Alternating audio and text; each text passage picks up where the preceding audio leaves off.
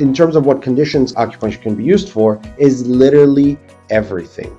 I can use it for conditions that are simple and acute that just happen. I can use it for chronic issues. And I also use Chinese herbs, which are synergistic together with acupuncture. Both acupuncture and Chinese herbs are safe. So the safety aspect of it is really appealing to me as a clinician. So I know I can treat my patient in a safer way.